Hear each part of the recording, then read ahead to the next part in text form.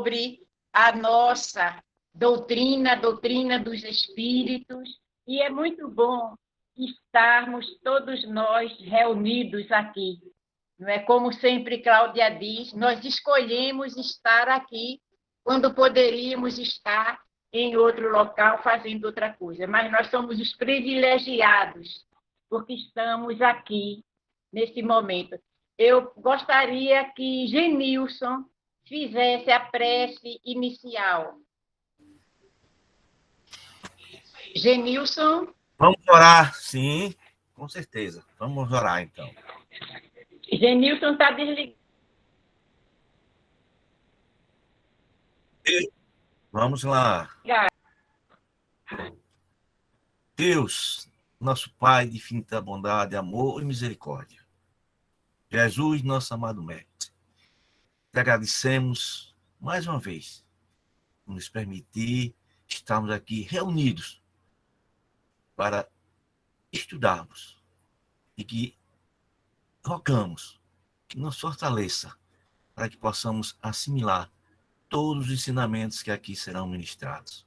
Sendo assim, mestre querido, mais uma vez, te rogamos e te pedimos que nos abençoe, nos proteja, nos ilumine, para que possamos ter êxito no final da nossa reunião. Que assim seja e que Deus nos abençoe. Que assim seja. Que assim seja, e em nome de Jesus, o divino amigo, nós te pedimos, Senhor, a tua permissão para iniciarmos a nossa reunião, esse nosso encontro da noite de hoje. Paz e luz para todos nós. Então, convido o nosso querido e amado irmão Luiz Lira para conversar conosco na noite de hoje. A palavra, Luiz Lira. Boa noite aos nossos amigos, semeadores da fé. Hoje vamos trazer um assunto que é a encarnação em diferentes mundos. Eu trouxe uma apresentação para facilitar, e aí vou colocar aqui. Se ela não aparecer, por favor, avisem. Porque às vezes a gente chega no final da nossa conversa e diz, eita, foi muito bom, mas não vi nada. Que a gente se atrapalha todo, não é? Então, vou compartilhar aqui a tela com vocês e me digam aí se estão vendo. Estão vendo? Estou vendo, sim. Muito bem. Estamos Tela inteira, né? Estamos Isso. vendo. Muito bem. Então, para falar sobre encarnação em diferentes mundos, temos que lembrar que no Livro dos Espíritos, a segunda parte, o chamado segundo livro, né, já que ele é formado por 4 livros, onde fala da vida espiritual, do mundo espírita, ela é importante, essa parte, porque faz todo um relato sobre um dos princípios básicos importantes do espiritismo, que é a encarnação e reencarnação. E que Kardec avisou que foi um dos últimos princípios que ele aceitou de forma lógica. Quando comparamos a primeira edição do Livro dos Espíritos com a segunda edição, que é a que nós lemos, vamos ver que ele desdobra esse capítulo, que antes era só um, o Livro dos Espíritos, primeira edição, e ele desdobra em 4 capítulos na sua segunda edição. Então, é um tema que ampliou. Então, é um tema que os espíritos trabalharam com Kardec durante 3 anos, de 1857 até 1860, quando foi publicada o Livro dos Espíritos em sua segunda edição. Então, a maior parte dessas perguntas do capítulo 4 são novas questões que ele colocou, que ele ampliou parte desse livro. Então, pegamos algumas, aonde ele começa com seu conjunto de perguntas e respostas. Só para que nós que estamos lendo, estudando a doutrina espírita, é preciso ter em mente que a elaboração dos livros chamados básicos, fundamentais, ou a codificação espírita, foram livros escritos por Kardec. Apesar de O Livro dos Espíritos, Kardec ter defendido que aquele livro era dos espíritos, tanto porque fala em relação aos espíritos encarnados e desencarnados, como também o seu conteúdo seria dos espíritos. Então, ele diz que a autoria daquele livro seriam dos espíritos. Mas, no mundo material, não é isso? A autoria tem que ser pelo espírito encarnado. Então, Kardec, lógico, coloca o seu pseudônimo, né, de Allan Kardec, e então essa narrativa é para dizer que a gente costuma dizer, Kardec pergunta, os espíritos respondem, Kardec observa. Isso é uma visão lá para quem está fazendo o curso básico, né? Para quem não está, não é bem assim. Kardec pegou uma série de perguntas e respostas, organizou uma feição no formato de diálogo. Mas, quando a gente se depara com os manuscritos originais, dos quais Kardec retirou parte desse material para colocar no Livro dos Espíritos, vamos ver perguntas que eram no manuscrito se transformam em respostas, respostas em perguntas, perguntas em textos e vice-versa. Isso a gente vê quando compara a primeira edição com a segunda. Então, aqui introduzindo o assunto, o ideal é dizer, olha, nós temos um conjunto de perguntas e respostas e textos de apoio a esclarecimento desse pergunta e resposta para entender um assunto. Diferente do que é hoje, quando se tem uma comunicação psicográfica, o que é que acontece? A gente respeita da forma que está o texto. Para os estudos, Kardec não fazia isso. Ele pegava o texto que vinha lá da psicografia. Quando ele ia publicar e colocar isso em livro, ele ajustava. Ele dava um formato que melhor trouxesse o entendimento para a gente. Então, ele arrumou de tal forma os assuntos que facilitassem o nosso aprendizado. Não é? Em alguns locais dos livros fundamentais, ele colocava ipsiliteris como veio a comunicação. A gente vai ver na segunda parte do Livro dos Médiuns, algumas comunicações e instruções dos Espíritos no Evangelho segundo o Espiritismo, na segunda parte do Céu e Inferno, mas no corpo dos livros, sim, ele dava uma ajustada. Então, por isso que nós falamos conjunto aqui de pergunta e resposta.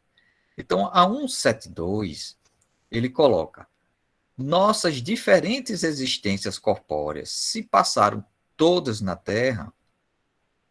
A resposta, não, mas nos diferentes mundos.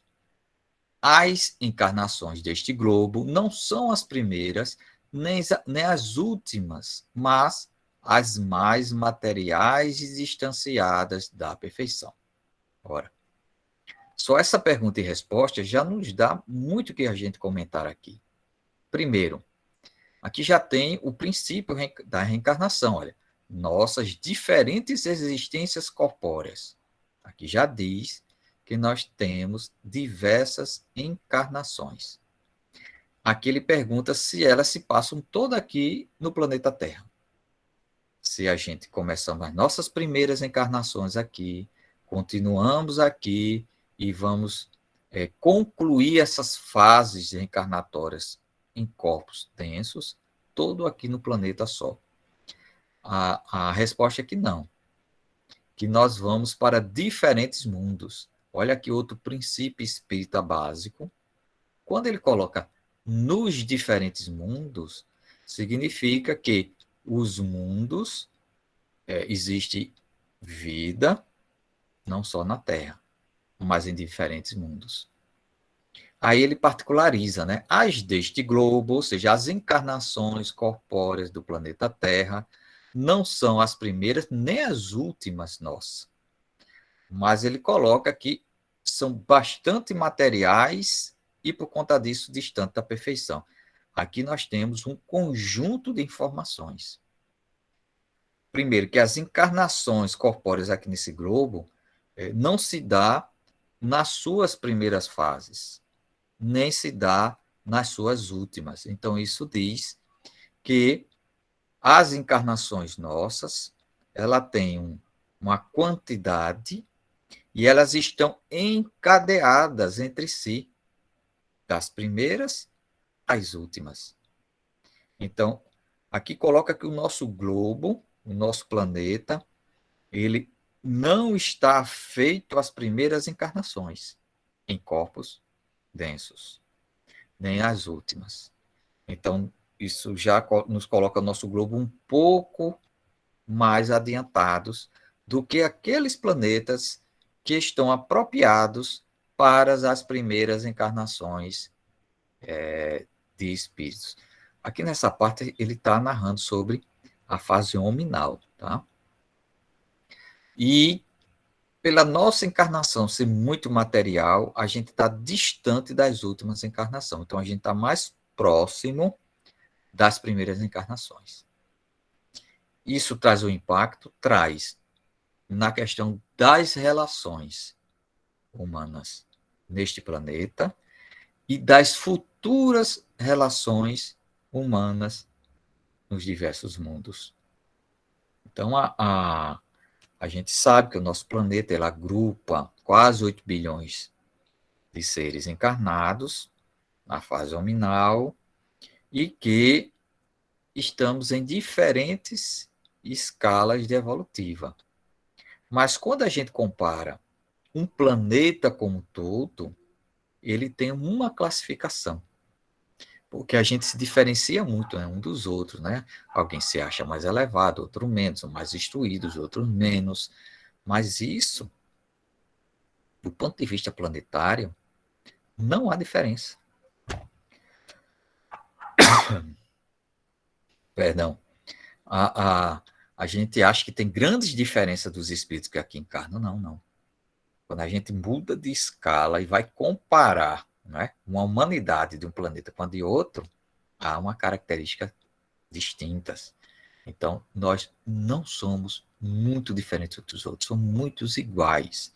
Nossa carteirinha é terráqueo. Então, por aí, nós seremos identificados. Vamos ver outra. Aqui tem 3 conjuntos de pergunta e resposta. Ora, se aqui, né, aí Kardec ele tem um raciocínio bem lógico, né? Então ele já vai encadear aqui alguma conversa boa. Olha. A cada nova existência corpórea, a alma, então, passa de um mundo a outro ou pode viver muitas vidas no mesmo globo? A gente já sabe que não passamos todas as nossas existências físicas no mundo só. Se é assim, a cada nova existência a gente fica mudando de mundo, vai para outro, ou passamos várias no mundo só?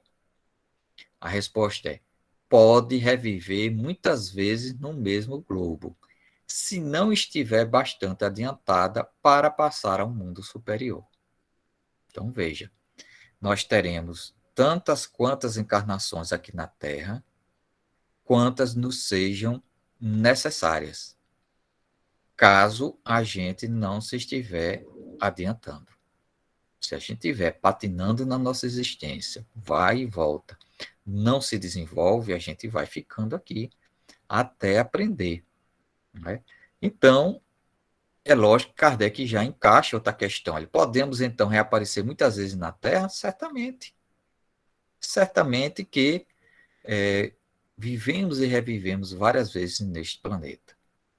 Há quem tenha saudade dele e fica orando para o nosso Pai, orando para os nossos amigos espirituais, que nos deixa aqui na Terra. Mas lembrando que é um planeta muito inicial. E que o nosso esforço em se melhorar vai nos proporcionar reencarnar em mundos melhores, menos penosos. Mas, né, a nossa identidade, né, o nosso gosto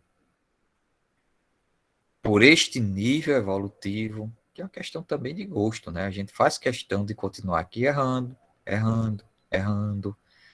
já sabemos as respostas, mas a gente diz que ainda está fraco, deixa para a próxima encarnação, eu resolvo essa questão, e aí fica revivendo várias vezes aqui, que é um planeta de choros e ranger de dentes.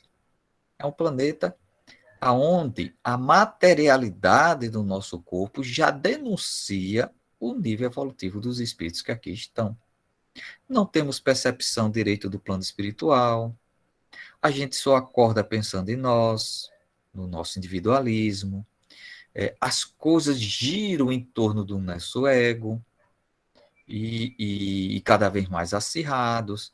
Vivemos agora um momento de bastante polaridade, né? Ou é ou não é, se não for, vai embora. O mundo não é assim. As coisas não são dessa forma. Existe toda uma gama de possibilidades, de caminhos a serem escolhidos. Que mais? Ora, se podemos reaparecer várias vezes na Terra, então podemos voltar a ela depois de ter vivido em outros mundos e voltar? Seguramente. Poder ter já vivido noutros mundos, bem como na Terra. Então, não quer dizer, porque já vivemos várias existências físicas aqui no planeta, que a gente migra para outros planetas e podemos retornar a este. Por vários motivos. Entre eles, se a gente vai para um planeta de menor evolução, por algum processo, alguma dificuldade nossa, ou emissão desses planetas, depois a gente retorna ao planeta Terra, que é a nossa base, por enquanto. Ou nós evoluímos, vamos para um planeta mais adiantado, e neste planeta a gente não se adaptou, não gostamos da seriedade, não gostamos do nível da ética que lá está. Aí a gente retorna para a Terra, nesse caso, rebaixado, né? Rebaixado a forma de dizer, mas transmigrado para reaprender aqui, para ter condições de permanecer lá. Ou podemos voltar para aqui em busca de companheiros que se retardaram para dar-lhes as mãos e evoluir conosco da nossa família espiritual. Então, tem várias questões na nosso retorno ao planeta Terra. Vamos ver mais, né? Muita informação. Estou aqui indo mais rápido para sobrar um tempinho para a gente conversar. Que esse capítulo é um capítulo muito grande do Livro dos Espíritos. Aí vem um 174. É uma necessidade reviver na Terra? Ou seja, é preciso os espíritos reviver aqui? Não. Não é uma necessidade estar reencarnando o tempo todo na Terra. Mas, se não progredir, podeis ir para outro mundo que não seja melhor do que a Terra, né? E que pode mesmo ser pior. Olha lá. A gente vive reclamando do nosso planetinha. Mas o que é que acontece? A gente pode não acompanhar o movimento de renovação que ocorre de tempos em tempos e a gente ser transmigrados para um planeta em piores condições. Essas piores condições podem ser em duas questões. Primeiro, condições materiais, um mundo bem primitivo, que a natureza ainda está dando seus sobressaltos, e o outro, na relação com espíritos neste outro mundo, ainda primitivos na questão da ética. Que por mais que nós nos sintamos ainda primitivos, lembrando, já demos alguns passos na escala da evolução. Então, há mundos em que a gente já vai se sentir impactado. A gente pode viver isso mesmo no planeta Terra. A gente viaja para um outro local, uma outra cidade, um outro país, e a gente sente, às vezes, uma diferença, seja por estar numa sociedade mais avançada em termos de ética, ou estarmos numa sociedade onde o vale tudo. A gente sente isso, né? Então, anda com medo, segurando os nossos bens, não desvia a vista um do outro sobre o risco de acontecer algum sequestro, alguma questão. Né? São regiões difíceis. Em outros, a gente anda muito tranquila, dorme de porta aberta, deixa o carro com a chave dentro, não teria nenhuma dificuldade com seus bens, nem em relação a se sentir moralmente agredido ou eticamente surrupiado na vida. Que uma das maiores agressões que a gente pode receber é ter nosso direito cassado, é ter usurpado do nosso direito. É quando nós também não verificamos os nossos deveres. Então, em mundos mais avançados, em países mais avançados, o tempo todo nós estamos verificando os nossos direitos e os nossos deveres, para que a coisa fique harmônica. Então, olha, se não progredires, vai para o mundo em piores condições. É possível, né? Não quer dizer que seja. Às vezes, né, que coisa interessante, né? Por isso que a lei divina ela é fantástica e justa. Que a gente, se fosse por nós, né, fez errado, vai para o mundo inferior. Não. Às vezes, nós vamos encarnar num mundo superior ao nosso, para que lá a gente tome um choque, que verifique a felicidade como deve ser. Aí a gente passa uma existência lá, toma ali um banho de civilização, como se diz, e volta a encarnar a Terra. Aí regrediu? Não. É que ele foi para um mundo superior, comparativamente com a Terra, como uma chance de viver e reviver para auxiliar as nossas transformações interiores. A lei também faz isso, como também pode mandar para um planeta semelhante, pode encaminhar para um planeta em piores condições, porque a lei divina ela é muito ampla, elástica e de acordo com as possibilidades de cada um. A outra questão é, a vantagem, então, em voltar a viver na Terra, nenhuma vantagem particular, a não ser que se venha em missão, pois então se progride como em qualquer outro mundo. Veja que interessante. Não tem vantagem de estar encarnando na Terra quando a gente já atinge os objetivos nossos de crescimento aqui. Então, a gente migra para outro planeta, a não ser, né, que a gente encarne aqui em missão.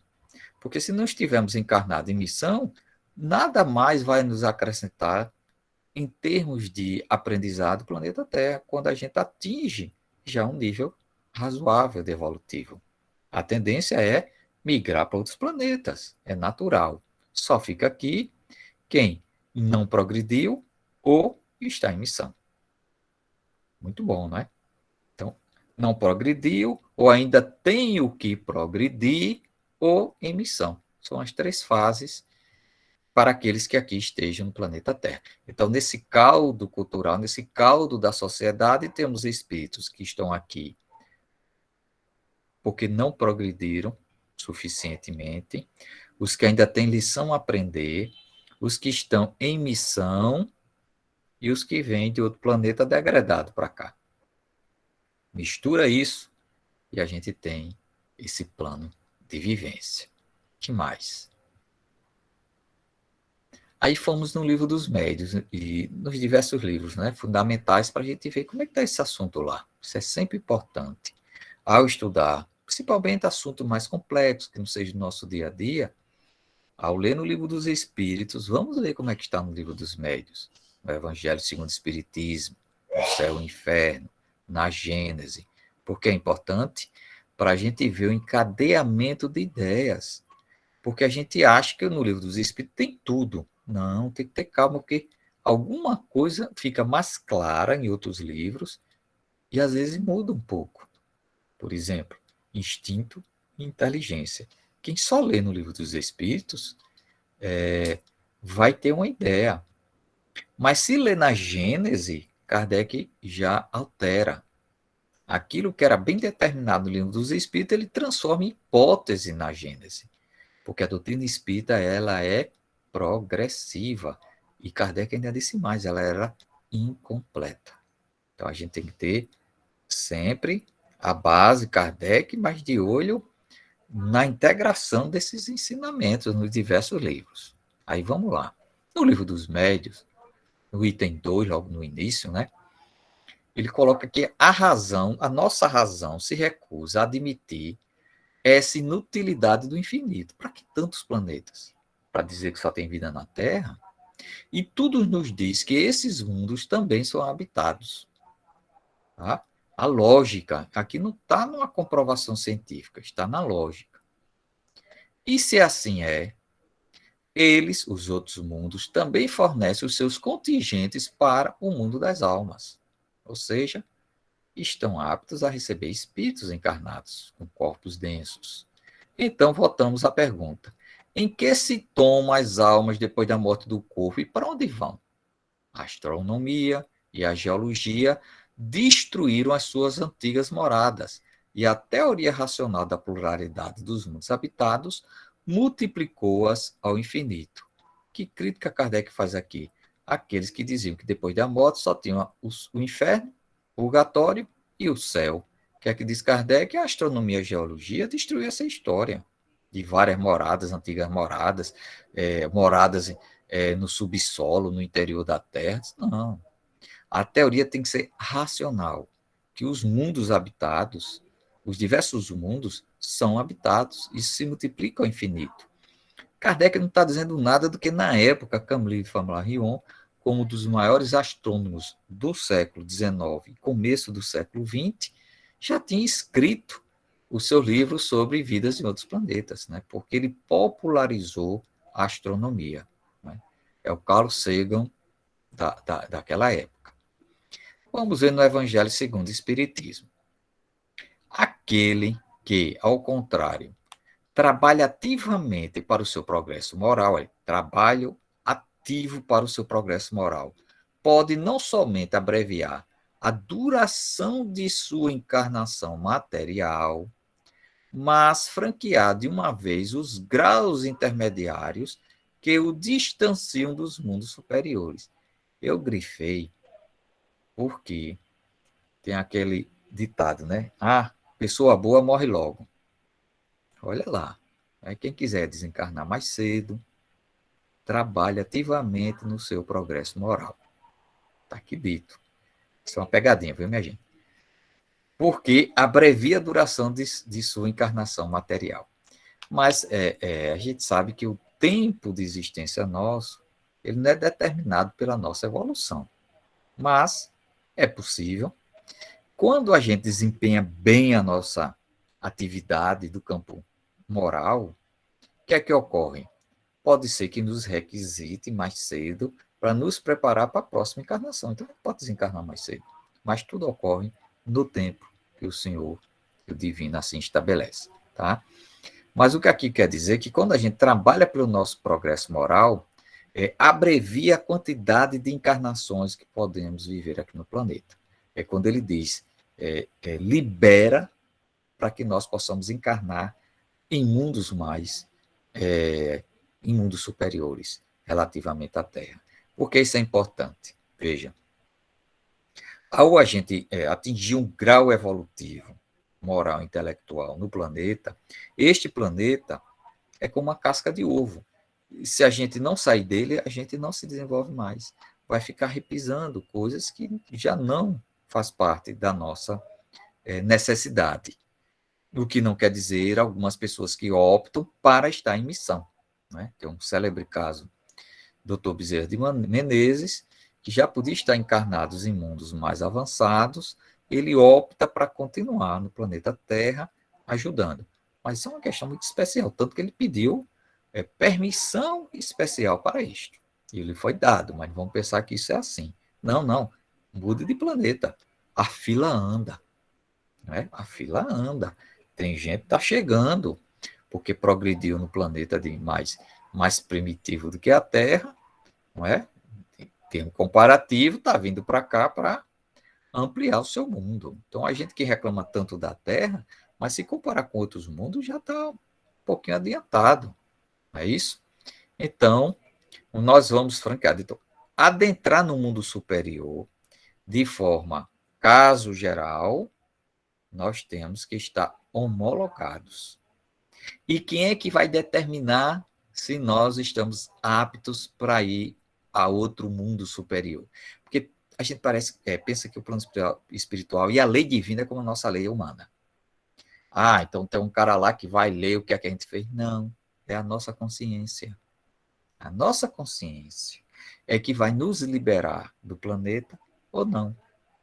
André Luiz, ele fez várias narrativas na sua série de livros, de espíritos que já estavam se preparando para mudar de planeta, quando a sua consciência lhe chamou a atenção para algo. Às vezes não está nem na consciência, eles precisaram fazer uma regressão de memória e identificou um problema que ele não se desculpou. Aí tem uma encarnação especial, passou por uma dificuldade e aí a sua consciência o liberou para transgredir, para progredir. Agora, para a gente ir para um planeta inferior em relação à Terra, a gente não vai com todo gosto, né? Aí a lei é impositiva. Tá vendo? O quando é impositivo e quando é da nossa livre escolha. Porque ninguém tem uma livre escolha para ir para uma situação emocional pior. Né? Em sua consciência, ninguém assim o quer. Vamos, que a lei assim determina. A nossa consciência não se adapta a este planeta. Então, vamos para um planeta onde podemos nos adaptar. Que mais? Olha lá, céu e inferno. A reencarnação pode se dar na Terra ou em outros mundos. Entre os mundos há os mais avançados, onde a existência decorre em condições, olha aí, ó, menos penosas do que na Terra, física e moralmente. Mas nesses mundos só são admitidos os espíritos que chegaram ao grau de perfeição a eles correspondentes. Então, não vamos. Aqui está bem claro, né? Por isso que é bom a gente ir nos outros livros. E agora com os livros digitais, né? Facilita muito. Inclusive a Kardecpedia, quem nunca usou, usem. Ela, olha que é uma beleza que funciona. Você coloca lá o termo reencarnação em diferentes mundos, ele mostra em toda a obra de Kardec. Na Revista Espírita, no livro da Codificação. Aí dá um trabalhinho, né? Porque a gente vai lendo muita coisa repetida, mas é uma beleza para estudo. Então veja como no céu e inferno, Kardec colocou uma coisa bem clara. Ora, ela se dá na Terra e em outros mundos. Em mundos mais avançados, ela é menos penosa, ou seja, a gente praticamente não tem doença, o processo de nascer e desencarnar, ele é mais suave, moralmente mais ajustado, onde a ética faz parte, o outro realmente é o nosso par, não o nosso inimigo, não o motivo da nossa infelicidade, ao contrário, é um motivo para sermos felizes. Mas como é que entra nesse mundo? Tem um CEOzinho lá, olhando se o nosso nome está no livrinho? Não. O livro da nossa consciência. Se a gente já se sente em condições de mudar o planeta, a gente tem que fazer uma avaliação.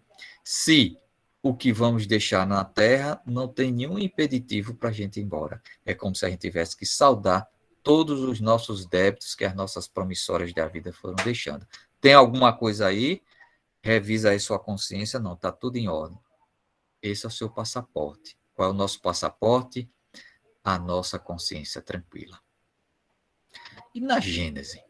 Ora, como em todos os tempos houve mundos e esses mundos deram nascimento a corpos organizados próprios a receber espíritos, em todos os tempos, então, os espíritos, qualquer que fosse o grau de adiantamento que houvesse alcançado, encontrarão os elementos necessários à sua vida carnal. O que é que ele quer dizer? As vidas em vários mundos, com corpos ajustados para receber espíritos em transmigração. Isso em todas as épocas.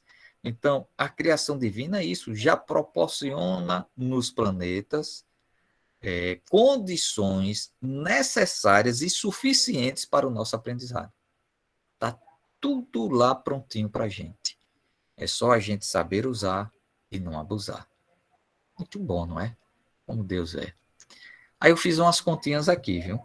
Para a gente se animar. Já estou vendo aqui que eu adiantei bastante. Já vou entrar aqui na segunda parte.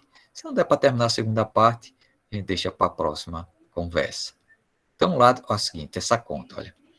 As estrelas não estão espalhadas ao acaso no universo. Isso é interessante.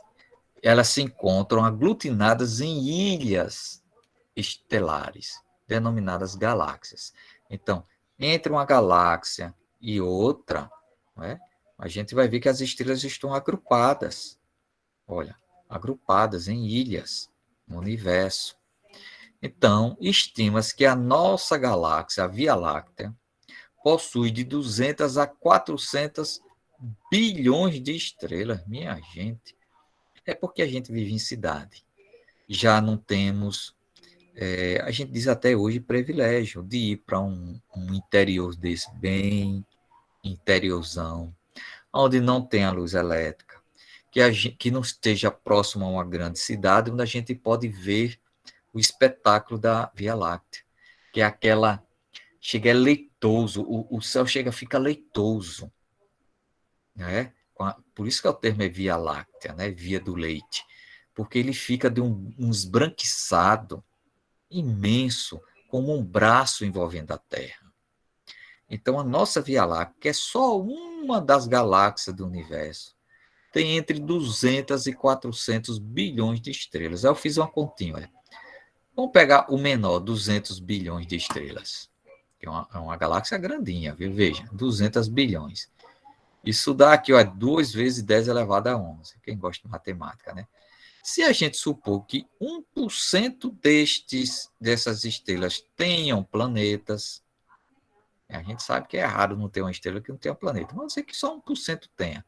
Só na Via Láctea a gente teria mais ou menos 2 bilhões de planetas na Via Láctea. Agora, em média, uma galáxia tem 100 bilhões de estrelas, então a nossa é um pouco maior, em média.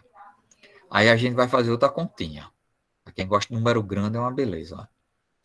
As estatísticas, né, as estimativas apontam, até agora, né, com o Hubble, que é aquele telescópio que fica em órbita na Terra, mudou bastante, né, desde que ele foi lançado, década de 80 e tal.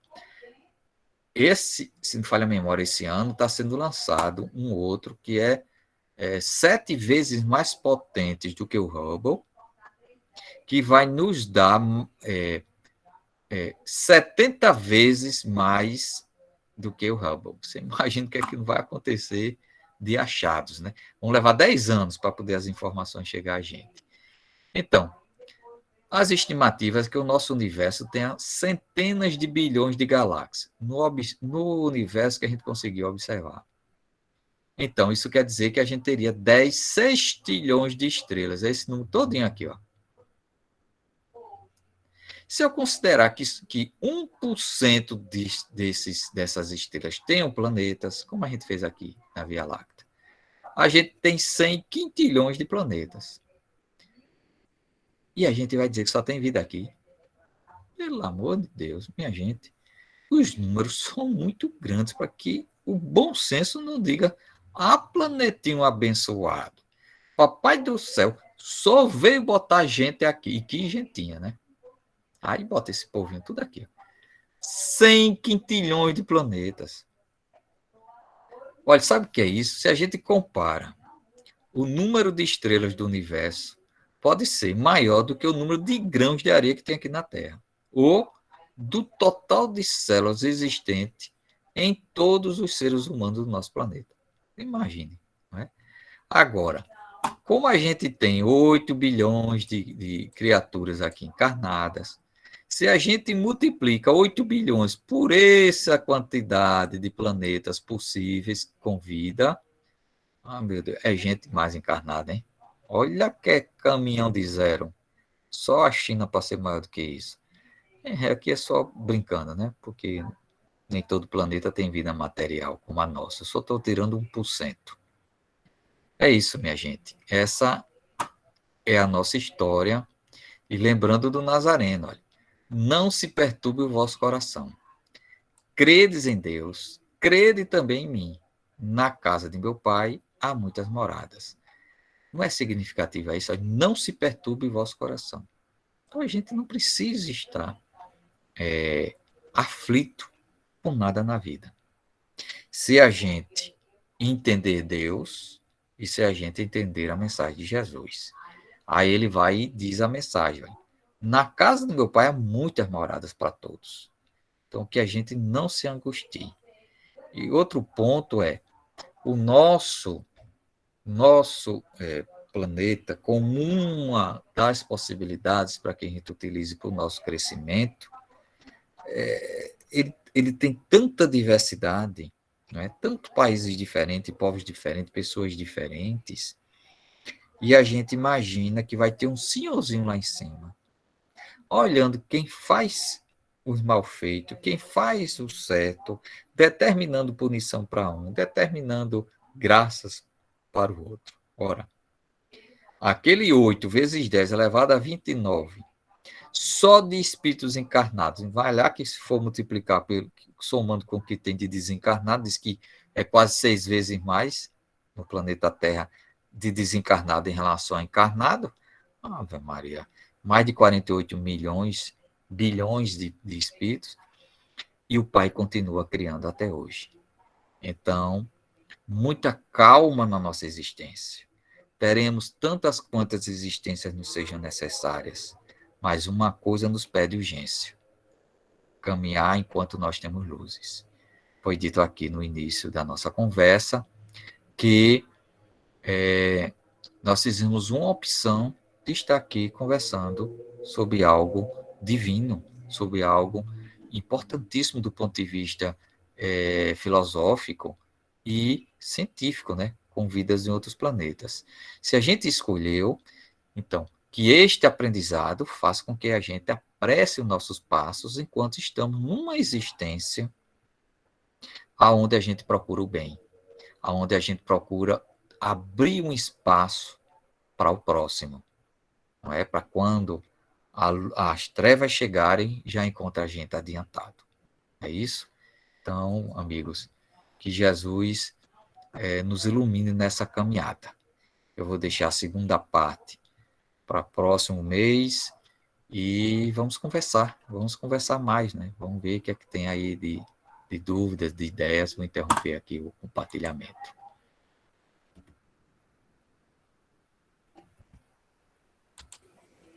Luiz, querido,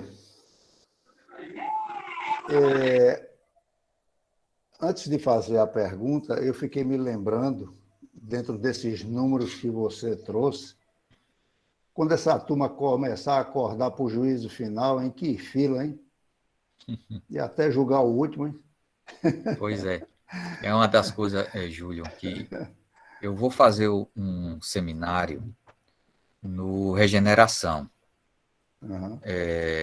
Normalmente no Carnaval eu faço tanto no Semeadores quanto no Regeneração. Eu não sei como é que vai ser com essa virose, pandemia aí, mas vai ser sobre o Evangelho. Então,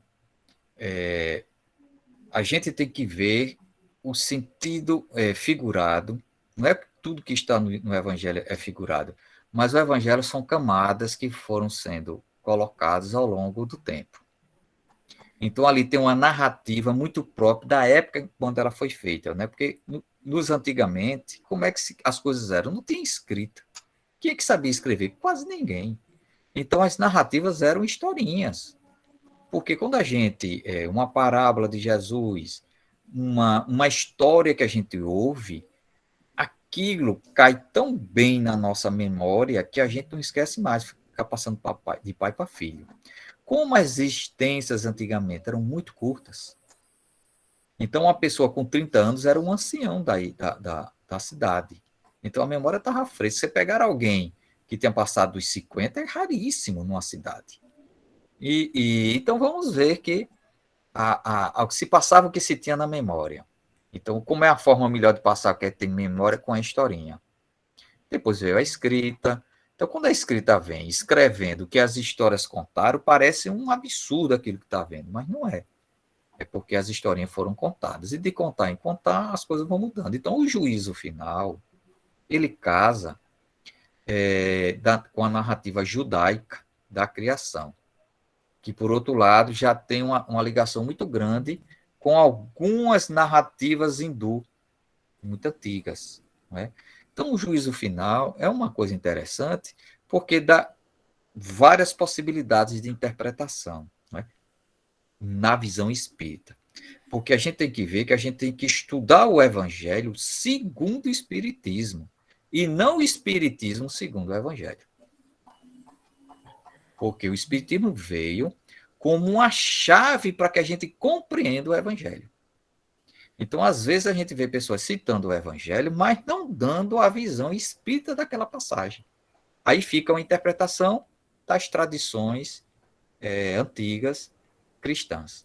Então, a gente tem que ter um cuidado. Então, o evangelho segundo o Espiritismo, ele ajuda nisso. As obras de Emmanuel ajudam mais ainda, né? Emmanuel tira um textinho de nada e transforma aquilo numa dimensão interessante. Então, o juízo final, a gente pode ter uma interpretação da nossa saída deste planeta para outro, né? Quando somos julgados, a nossa consciência. Dá também, é possível a interpretação, que o planeta passou por uma mudança de patamar, né? Agora que se fala da regeneração, e tem assim uma transmigração, uns ascendendo e outros retroagindo. Só que a gente tem que ver que uma mudança de status no planeta desse leva milênios. Só para lembrar, do planeta primitivo de formação para provas e expiações, levamos 3 bilhões e meio de anos. Não vamos pensar que de prova e expiação para regeneração a gente vai levar 2 anos. Ou 50. Bote aí algumas centenas, alguns milênios na história, tá? A gente só está dando os primeiros passos. Então, é ótimo porque o Espiritismo, como diz Kardec, é a chave para que a gente compreenda as escrituras sagradas, e ele não disse quais eram, e o Evangelho. Então, a gente está muito bem apropriado para compreender a mensagem de Jesus usando os princípios espíritas. Legal. Bom, agora eu vou à pergunta com relação ao tema. O Livro dos Espíritos diz que a Terra já passou pela fase de mundo transitório, intermediário. Qual a natureza desses espíritos que habitaram nesse planeta? Que são encarnações de descanso. Na codificação, eles apresentam que o espírito pode estar em 3 estágios. Aí ele acrescentou um 4º depois. Quais sejam? Ele pode estar encarnado, ele pode estar desencarnado em estado de erraticidade, ou seja, aguardando a encarnação, ou espíritos puros que não precisam encarnar. Era esses 3. Aí depois ele introduz um 4º, que ele chama de mundos transitórios, que eram mundos que os espíritos lá estavam como se fosse um descanso, uma parte transitória. A discussão desse tipo de mundo, ela não é fácil de fazê-la. Por quê? Porque a gente pergunta, mas ele já está encarnado? Se está encarnado, a gente sabe que tem 5 tipos de mundo, né? Informação, são os primitivos, provas e expiações, regeneração, mundos felizes e mundos celestes. Que esses mundos celestes dá mais a ideia de um estado mental, não tanto quanto físico. Então fica difícil da gente discutir mundos transitórios, mas a Terra já foi um mundo primitivo. A gente começa a verificar pelas camadas geológicas, dos estudos, tanto da Terra como dos planetas vizinhos, que passaram por situação de muitos cataclismas. Movimento, a Terra antes só tinha um único continente, o Pangeia, aliás, e ele foi se separando, e nós ainda estamos nos separando da África. Né? Se recortar o mapa, a gente vai ver que ele se encaixa. Então, depois que o clima foi amenizando, era muito quente, vieram os períodos glaciais. E depois, logo após os períodos glaciais, que tiveram altos e baixos, puderam as espécies se desenvolverem aqui e começarem aos primeiros corpos que deram condições de encarnação de espíritos na fase hominal. A gente vai ver na segunda parte desse estudo que vamos falar sobre isso. E aí, a partir daí, o próprio impacto de um espírito com o raciocínio contínuo, ele vai impactando no processo genético dos próximos corpos. Então, hoje, aquilo que nós fizemos de adiantamento moral e intelectual, geneticamente, embora sutil, vai impactando os próximos corpos. Por isso que a gente é legatário do desenvolvimento intelecto-moral dos nossos ascendentes. Por isso que devemos reverenciá-los e trabalhar para que as nossas próprias gerações tenham também corpos apropriados a isto, não é? A gente vê que tem tanta evolução física como evolução espiritual de alcance. Maravilha, obrigado. Luiz, querido, boa noite, tudo bom? Tudo. Jonatas. Eu tava ouvindo o professor César Frutuoso, o Paulo César, e ele trata justamente nesse salto que tá vendo, a respeito de uma paleantropóloga, doutora Ana Dabricu Malacê, e ela fala, nos estudos dela, foi pesquisar uma coisa e acabou achando outra. E ela nos traz justamente esses informes desse salto que está havendo em todo o processo na humanidade, né? Desde os hominídeos, ela fez uma busca, nessa busca que ela foi fazer, devido a umas crianças que ela identificou na África e nos Estados Unidos. Uma mudança no maxilar. E nessa mudança, ela viu que essa mudança houve em um determinado período no passado e havia em todo o processo. Então, essa evolução, esse crescimento dos espíritos, existe uma mudança também do instrumento corpóreo, né? Se adaptando, se adequando aos novos processos do mundo que está aí nascendo, né? O plano regenerativo está nascendo na Terra, né? Então, vão ter corpos para espíritos. Eu analiso essas mudanças muito ínfimas e longas. Longas, com certeza. Quando a gente visita algum museu mais estruturado de paleontologia, aí um exemplo desse é o de Nova York, da história natural, aí lá você vai vendo os primeiros ossos dos hominídeos, daqueles atrás do elo, não é? Onde houve a bifurcação do Homo sapiens, daqueles que continuaram como foram se desenvolvendo para símios. Então, são coisas de 1 milhão de anos para se dar pequenos ajustes. Então, o que é que ocorreu com o corpo desses antepassados nossos, bem primitivos? A caixa craniana. Isso. Ela foi se alargando. A mandíbula também. Porque uma coisa interessante, a voz, a fala, é um dos instrumentos mais sofisticados. A pessoa, não, mas tem um papagaio que fala. Ele não fala, ele repete. Ele tem o órgão fonador e a língua que facilita repetir os sons, mas não tem nenhuma ideia daquele som. Não é? É por repetição. Então, esse conjunto, o outro é o polegar, olha. O polegar nosso, ele é oposto. Isso facilitou. Mas são mudanças muito longas. Para se ter ideia, apenas há 50 mil anos atrás, o ápice da existência do homem Neandertal, que são nossos primos. Ele é uma raça humana distinta da nossa. Né? Porque a gente pensa que a raça é por cor, não é. A raça humana, ela tinha raças humanas diferentes. Uma é o Neandertal. Agora descobriram outra, né? Neandertal. Que conviviam com o Homo sapiens. O que aconteceu? O Homo sapiens destruiu os Neandertal. Você achava que eles tinham se mesclado, mas fizeram um genoma agora e apenas 2% do nosso genoma, do europeu, tinha DNA dos Neandertais.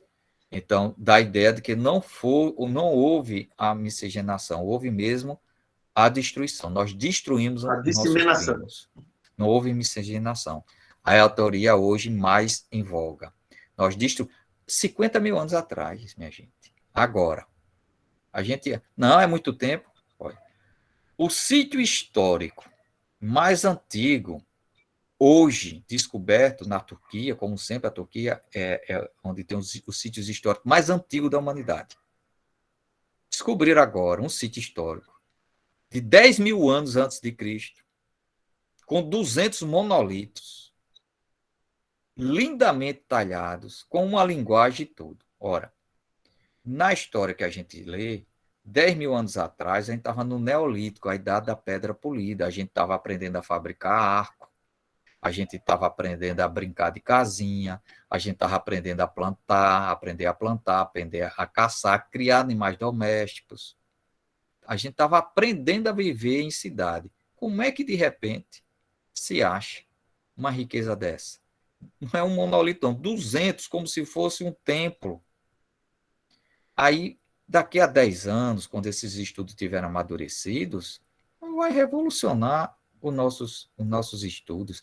A época da civilização vai recuar aí, pelo menos, o último sítio histórico antigo era 7 mil anos antes de Cristo, 3 mil anos. É muita coisa. Daqui a pouco está batendo na primeira fase do Neolítico, que não pode ser mais do que 20 mil anos atrás. Então, há muita coisa a ser descoberta. É lógico que as pessoas anseiam uma mudança rápida. Não vai ter.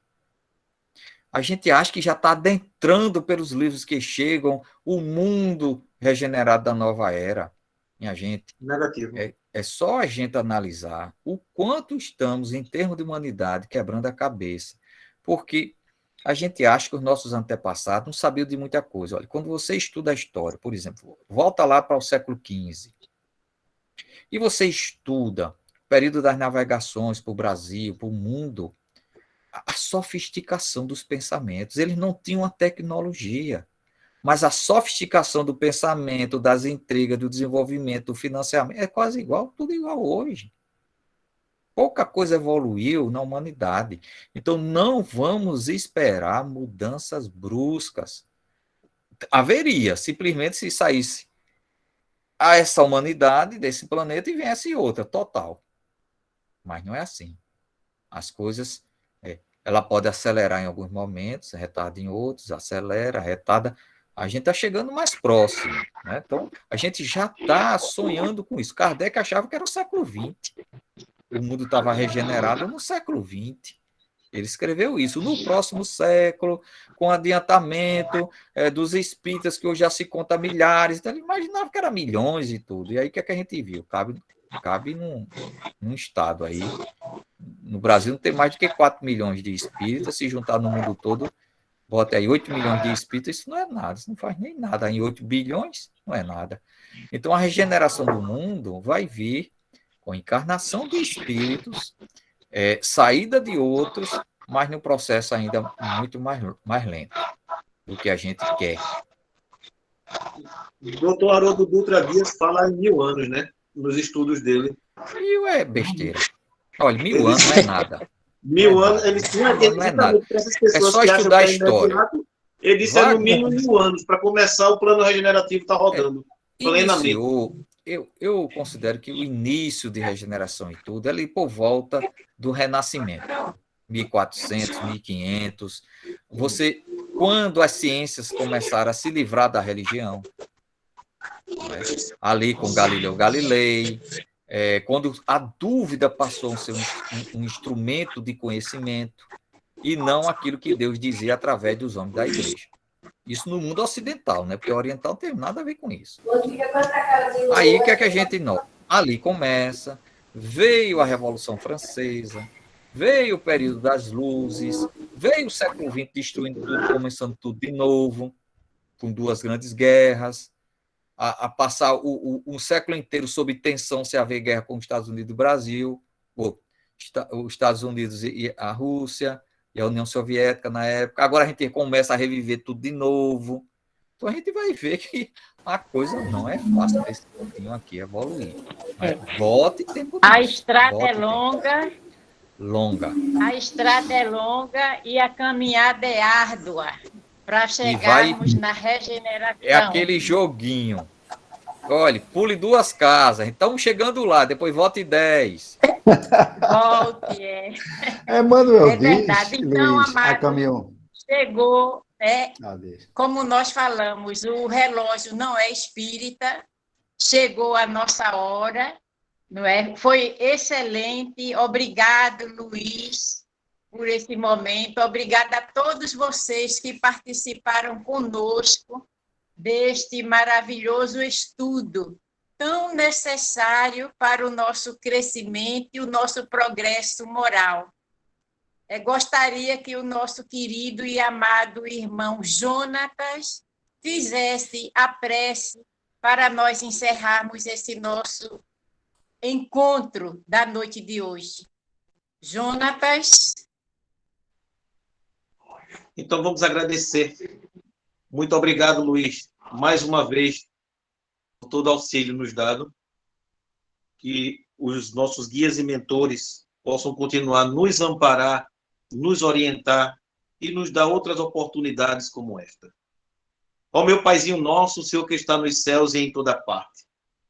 Santificado, meu Pai, seja o teu nome. Venha a nós ao teu reino, reino este de amor, de justiça e de paz. Que seja feita, meu Pai, sempre a sua vontade e nunca a nossa. Que o pão da alma e o pão do corpo dai-nos hoje e sempre.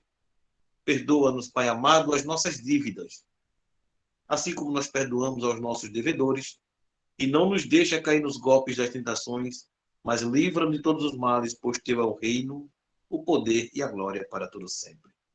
E assim devolva a palavra à nossa irmã, que está à frente do trabalho, para que a mesma dê concluída. E em nome de Deus, em nome de Jesus, nosso guia e modelo, nós te pedimos, Senhor, a tua permissão para darmos por encerrado este nosso encontro da noite de hoje. Paz e luz para todos nós. Que assim beijo seja. no coração. Júlio, você queria falar algo? Obrigada. Você queria perguntar algo, Júlio? Obrigada. Próximo encontro. Boa noite, uma boa noite. Boa noite. Obrigado, Júlio. Obrigada para todos. Noite a Um todos. abraço.